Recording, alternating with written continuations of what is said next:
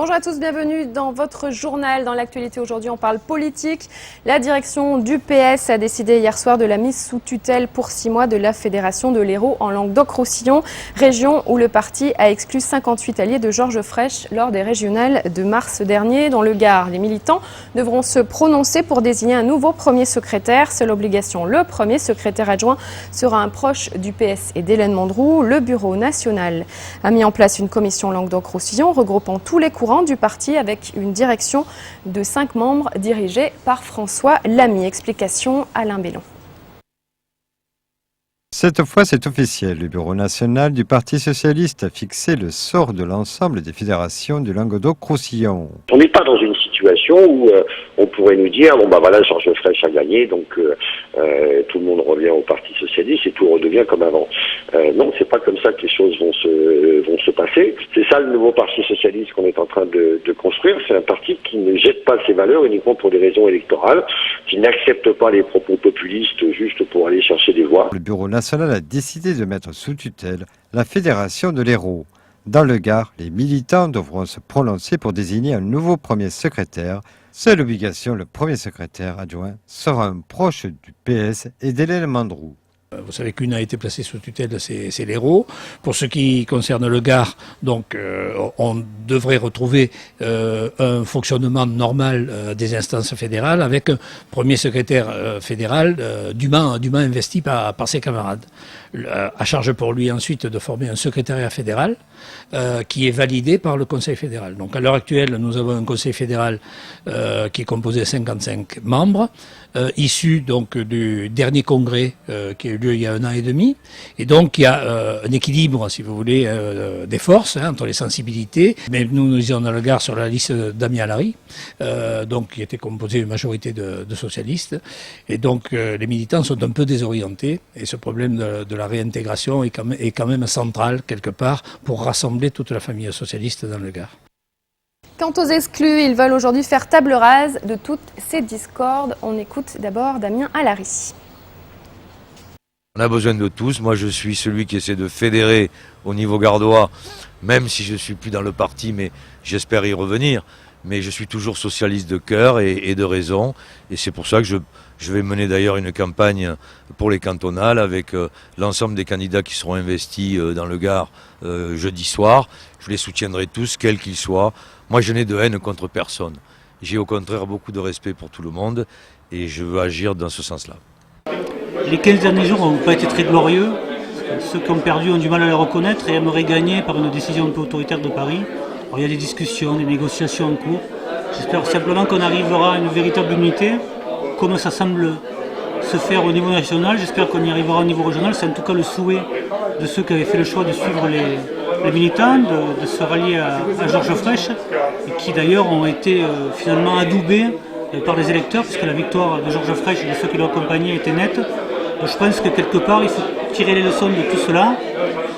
Nous, on y va sans arrière-pensée. On veut vraiment revenir au Parti socialiste parce qu'on sait que l'enjeu, c'est la future bataille des présidentielles et que de toute façon, même si on ne veut pas de nous, on sera aux côtés de ceux qui veulent battre Nicolas Sarkozy.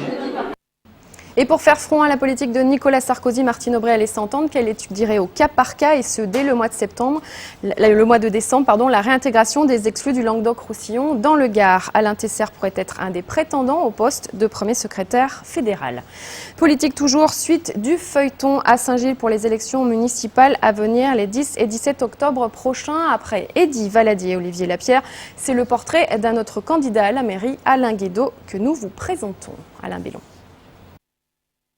Résident depuis 37 ans à Saint-Gilles, Alain Guédot est conseiller municipal depuis 2 ans et demi. Déjà présent en 2008, il est toujours tête de liste de Saint-Gilles passionnément, avec une équipe légèrement modifiée. Nous avons un groupe de 6 conseillers municipaux. Nous repartons pratiquement la même l'équipe à 7 près, mais nous avons donc appréhendé de façon très importante tous les problèmes de notre commune. Notre liste est une liste très unie, très soudée, où il n'y a pas que de la compétence et du dévouement pour la commune, où il y a aussi au sein de cette équipe une très grande solidarité. Et je pense qu'on ne peut pas aujourd'hui confier Saint-Gilles à une équipe qui ne serait pas solidaire et soudée pour aller dans le même objectif. Pour Alain Guédot et ses colistiers de la liste Saint-Gilles passionnément, et de donner à Saint-Gilles une municipalité efficace et humaine. Il y a une vraie réflexion, une vraie méthode à mettre en place pour dire chaque année on va rénover tel quartier, chaque année on rénovera tel autre. Nous allons prendre en compte les équipements sportifs qui manquent sur Saint-Gilles. Nous allons prendre en compte le social sur Saint-Gilles qui a été délaissé. Il faut faire un bilan et faire un plan, comme un plan Marshall, de remise en état de la ville de Saint-Gilles. Et ce n'est pas en promettant par ici un truc, par là un autre truc, que l'on a une gestion sérieuse de la ville. Voilà, c'était Alain Guédot, tête de liste gauche humaniste et démocrate, présenté donc par Alain Bellon. Demain, ce sera Yvon Rouquel, donc prétendant à la mairie pour les élections des 10 et 17 octobre prochains, élections municipales de Saint-Gilles. On parle production locale maintenant avec le blé et l'eau, qui sont les ingrédients nécessaires à la fabrication des pâtes alimentaires. Le bassin méditerranéen est un des berceaux les plus importants de la production de ce blé dur. Alors, quel type de blé pour faire de bonnes pâtes? Élément de réponse avec Nicolas Pinchino.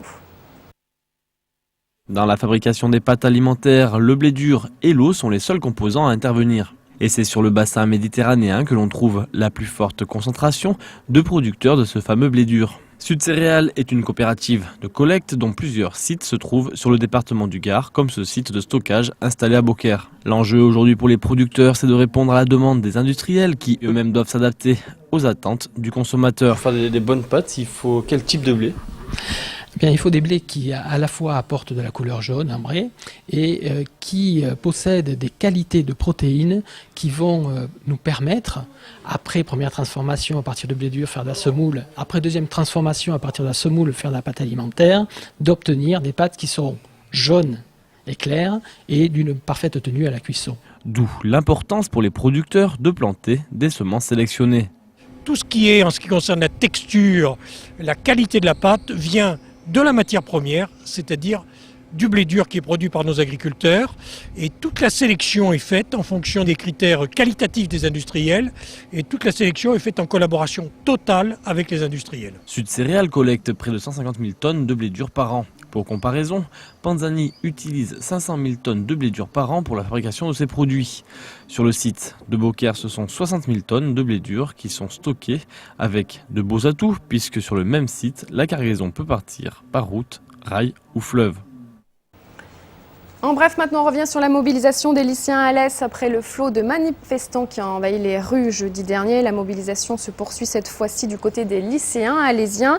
Blocus hier pour les lycées de Jean-Baptiste Dumas qui dès 7h30 se sont réunis devant l'établissement soutenant l'action engagée depuis lundi. Au même moment à Saint-Christol, les lycéens de Prévert avaient eux aussi décrété le blocus de leur établissement.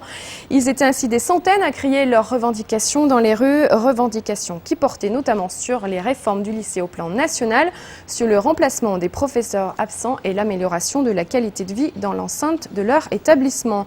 Les cours sont revenus à la normale du côté de Prévert. Les lycéens grévistes de Jean-Baptiste Dumas ont eux manifesté une nouvelle fois hier après-midi. Des lycéens que l'on pourrait retrouver dès samedi lors de la grève contre la réforme des retraites annoncée ce samedi 2 octobre à Alès, comme partout en France. On termine avec du charme et du sport et l'inauguration d'un vestiaire flambant neuf à l'Anglade en compagnie de Miss Languedoc-Roussillon, Géna Sylvestre. La jeune femme se prépare pour l'élection de Miss France prévue en décembre, mais elle s'est déplacée spécialement à l'Anglade. La belle brune aux yeux verts a inauguré les vestiaires tant attendus du Sporting Club Langladois. Retour sur cette journée avec Pierre-Paul Castelli, Valérian Lazan et Franck Chassagnon. Ça fait partie de ma région et je suis fière de représenter ma région et du coup pourquoi pas venir à l'Anglade faire l'inauguration du stade.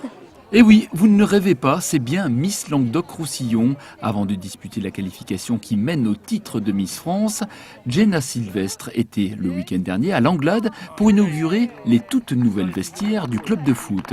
Et il faut dire que ça valait bien le déplacement, car ces vestiaires à l'Anglade, on les attendait depuis longtemps. On est parti avec nos plans qu'on avait déjà élaborés, on a travaillé quelques mois. Et en décembre 2006, on est allé voir le maire de l'Anglade, M. Abric.